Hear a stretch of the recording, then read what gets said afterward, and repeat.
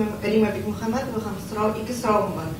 Бакмедиа хосусый şirket буларак чыннан да татар җырын икътисади яктан зур керемле, уңышлы проектларның берсенә җиткерә алды һәм бу Татарстанның да, татар милләтенең дә бер казанышы, без аны таныйбыз һәм күрә беләбез. Ләкин 17 ел дәвамында фестиваль бара һәм шушы фестиваль, эстрада фестиваленә аңа тигезләшеп яшиләр иде моңа кадәр. Ләкин быел Рөстәм Миңнеханов бик каты тәнкыйть сүзләре ишеттерде. Не знаю, что поют, не знаю, во что одеты дигән сүзләргә ирештерде. Менә үзгәреш булырга тиеш дигән бик күп кешеләр әйтте, түрәләрдән башлап гафлади кешеләргә кадәр. Үзгәреш кирәк дигән әйберне сез үзегезгә тәнкыйть итеп кабул итәсезме һәм ничегрәк үзгәрергә җыенасыз? Үзгәреш җыры фестивале чынында бик күтәрде эстрада турында сүзләрне, эстрада турында сорауларны күтәрде. Мин уйлыйм бик әйбәт. Чөнки һәр вакыт синең эшләгән эшләр турында сүз чыкса, аның турында начар булмый әйбәткәннәр була. Тәнкыйтьләр дә булсын, мактаулар да булсын, чагыштырулар да булсын. На данный момент для какой аудитории направлены фестивали, да, в этом плане я конкуренции вообще не вижу. Совершенно, да.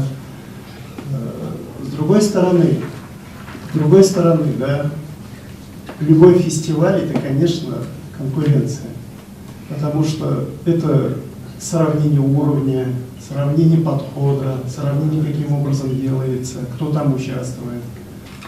Если вот уж про Узгережили вопрос задаете, да, про ветер или нет, я, честно говоря, не согласен с постановкой, каким образом татарскую песню так менять. Вот, честно я вам скажу, я с этим не согласен. Я считаю, что татарская песенная культура имеет свои особенности, да, и очень давнюю свою историю, и долговременную культуру. И там можно гораздо мягче, лучше сохранять эти особенности, больше достичь. И когда подход, говорит, татарской песни не подходит для другого язычного населения, его надо в корне менять, его практически, говорит, я с этим не согласен. С другой стороны, мировая эстрадная культура, конечно, развивается, она совершенно по другим лекалам, по другому направлению развивается, да. Надо смотреть в эту сторону, надо в эту сторону развиваться. Президентның сөйләме белән видео эшләнгән иде бит. Һәм анда сезнең дә игътибар күренеп китте. Сезнең мөнәсәбәтегез моңа ничек? Минем әйтәсе килә, бу инде теге заказ дип әйтмәс идем, ләкин кемнеңдер безгә карата яхшы мөнәсәбәте кавычкаларда һәм нәрсә дип әйтәсең инде, бүгенге көндә безнең эстрада теге желтый пресса белән бик бай түгел, бу желтый пресса формасы килеп чыккан инде.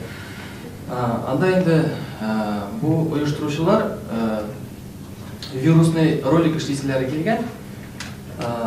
Азат Идель Реали мәлу, башкаручысы, бу роликның эшләүчесе. Һәм ул кеше үзен танытмады, кем моны эшләгән. Әлбәттә, кисеп куйганнар һәм дә аның эштәлеге туры килмей, Рөстәм Нургалиевич әйткән сүзләре туры килмей. Әйтик, гүзәл турында сөйлиләр, киеме начар, гүзәлнең яхшы киеме, гүзәл бии белмиләр, гүзәл өздереп бии.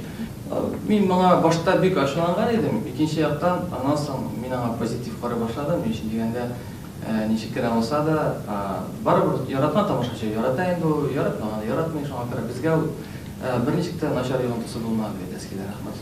Нәрсә әйтим инде, мин бии белмимдер инде, күрәсең. Шуңа күрә Аллага шөкер, киемнәр дә бар, Аллага шөкер, тектерәбез, биебез дә.